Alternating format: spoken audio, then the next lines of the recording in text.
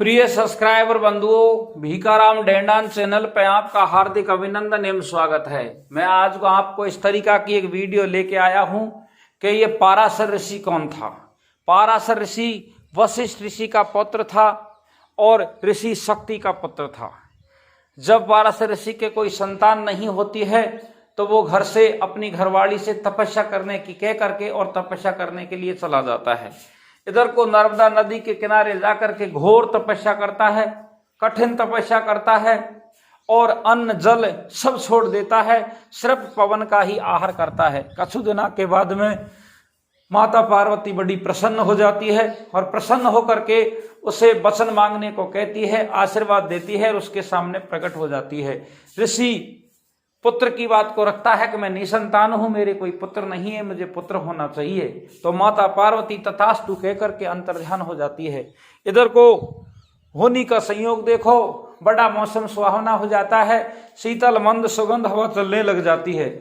तो समय का फेर होनी का लेख जैसे ही पाराशर ऋषि को अपने घर की याद सताने लग जाती है, अपनी पत्नी की याद जैसे ही सताती हैं तो काया का रतन उसको गिरने के तैयार हो जाता है। जैसे ही वो काया का रतन गिरता है तो उसको पात्र पे ले लेता है और पात्र पे लेकर के उसको पोटली बना करके एक धागे से बांध देता है। धागे से बांध करके एक सुआ को, एक स्वयं को, पक्षी को उसको बुलाता है और बुला करके उसे प्रार्थना करता है कि भैया आप मेरा एक छोटा सा काम करो कि ये जो मैं भेंट भेज रहा हूँ, जो इनाम भेज रहा हूँ, जो मेरी अमानत भेज रहा हूँ, चाहे कुछ भी हो, इसको जा करके मेरी ऋषरानी को दे दो, मेरी घरवाली को दे दो। तो वो पक्षी जाता है, आसमान में उड़ जाता है।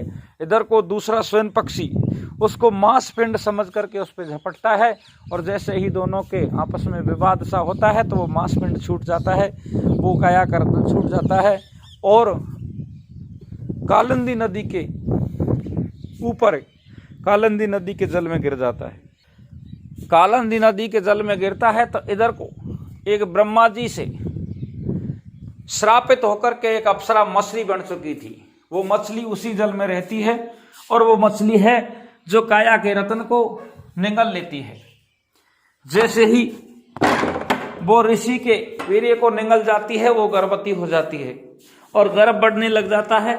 इधर को कछु मछुआरे आते हैं, मछुआरे वो मछलियों को निकालते हैं, वो मछलियों को चीरते हैं। जैसे ही चीरते हैं तो मछली के पेट से एक पुत्री और एक पुत्र का जन्म होता है। पुत्री और पुत्र का जन्म होता है। पुत्र आगे चल करके राजा विराट बना, विराट का राजा बना। और पुत्री थी, वो कौन थी? उसका नाम काली रखा गया।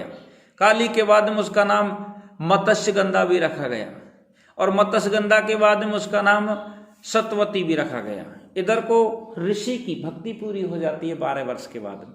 जब ऋषि अपने घर की शर्त लगाता है और चलता चलता उसी नदी के घाट पे आ जाता है तो वो जैसे ही वो कन्या बड़ी होती है और अपने पिता धीमर के साथ में नाव चलाने का कार्य करती है, नित्य प्रतिदिन गंगा पे आ जाती है, यमुना पे आ जाती है। होनी का संयोग उस दिन ऋषि से कहती है कि ऋषिराज मैं आपको छोड़ के आऊंगी, चलो। तो अब ऋषि वो नाव में बैठ जाता है और एक टकटकी निगाह से वो सुंदर कन्या को देखता रहता है।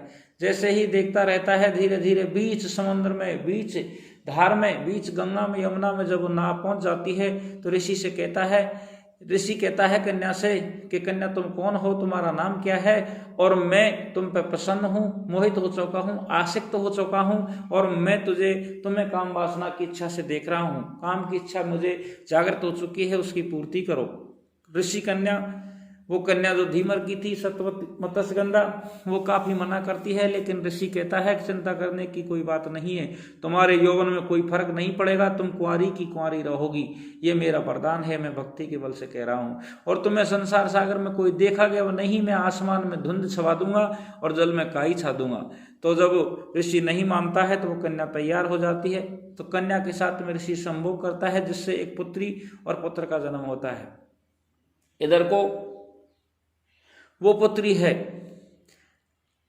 जो आगे चल करके सजनों क्या होता है उनके लेख तो मैं आगे बताऊंगा, लेकिन यही जो मत्स्य कन्या थी, कालिंदी थी और ये सतवती थी, यही राजा शांतनु के ब्याही गई। और राजा शांतनु से इसके 2 पुत्रों का जन्म हुआ, चित्रांगद और विचित्रवीर्य, और दोनों ये भी मनसा पाप के चक्कर में खत्म हो जाते हैं। मनसा पाप के चक्कर में खत्म हो जाते हैं।